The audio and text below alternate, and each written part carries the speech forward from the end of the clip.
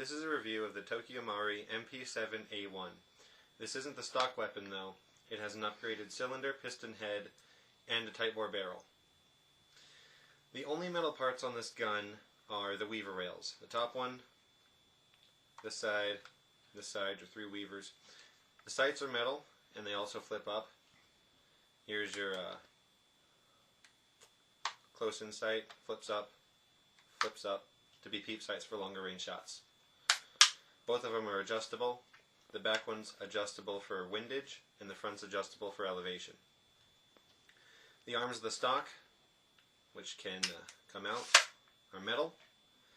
Pull the stock in and out, there's this little button. You just push it up and move the stock however you want it. There are only two positions though, all the way in and all the way out. Magazine's plastic, grips are plastic, foregrip is plastic, body's plastic, front is plastic. The only other metal part I could find is the pin that holds the foregrip in place. That's not much of much consequence though.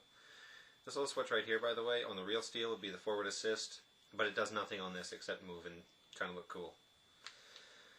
To put the battery in and take it out, there's a button right there. Not sure if you can see that, it's pretty flush. You just push it in and then slide the front part off. There's a plastic piece that sticks out. You pull that forward to allow you access to the battery if you're taking it out. Putting it in, you make sure it's lined up correctly. You just slide it in, make sure the plastic piece is all the way back. And then you line up this little piece with the actual barrel. Make sure it's all going to line up correctly, and then push it home. And there you go. Before I get to firing it, the foregrip is really simple to operate. Right now, it's quite obviously folded. To unfold it, you just pull down on it anywhere. It snaps into position. To fold it back up, there's a piece right there. You're just going to pull down on it on both sides and then fold it back up. It won't move unless you pull that down. Mag release is on either side of the trigger guard. It's ambidextrous, as is your selector switch. Which by the way is metal. Selector switch is metal, forgot about that. Release the mag, you just push it, just like any standard mag release, and there's your mag. It comes with a 50 round mag. They make up to a 190 high cap, and there are also 100s. To load it, pretty simple. You just push this little piece down. If you see this piece, by the way, it means your mag is completely empty. Sort of a nice feature. Push it down. Then you just take your speed loader, push it until you feel a little click.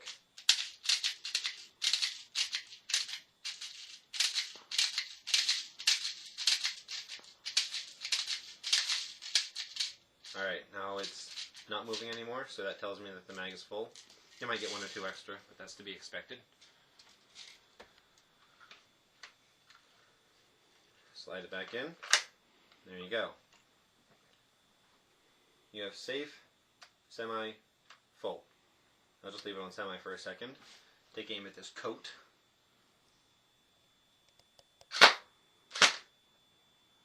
Full auto. Alright. I have with me a Coke can, also known as the poor man's chronograph. I'll set this back to semi and pray I don't shoot my finger.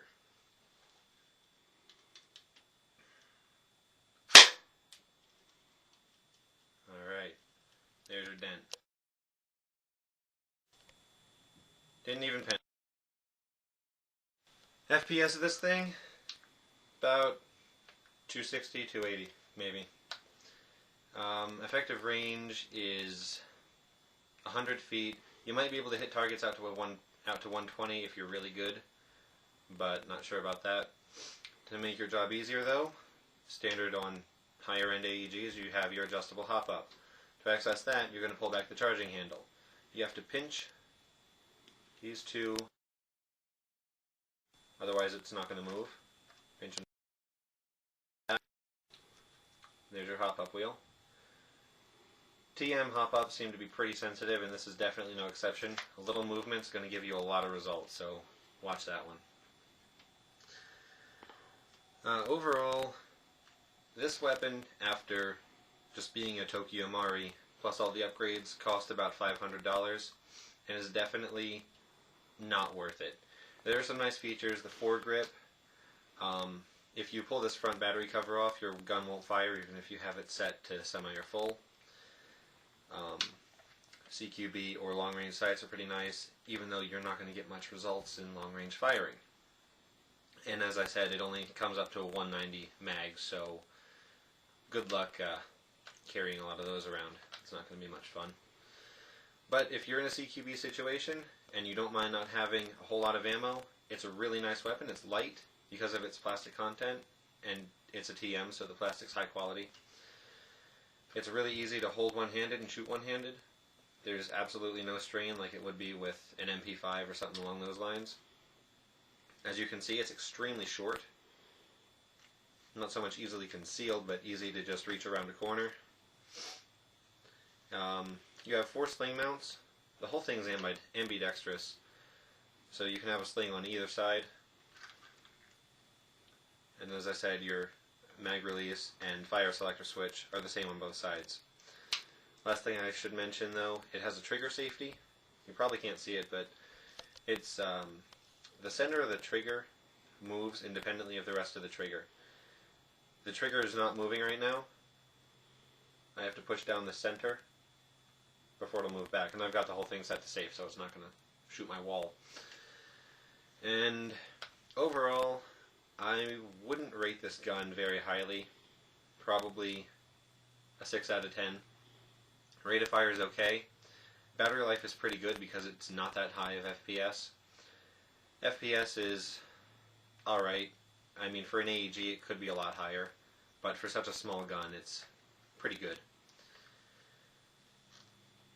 And there are some nice features, as I said. The stock foregrip make it easier to shoot, but overall, probably 6 out of 10.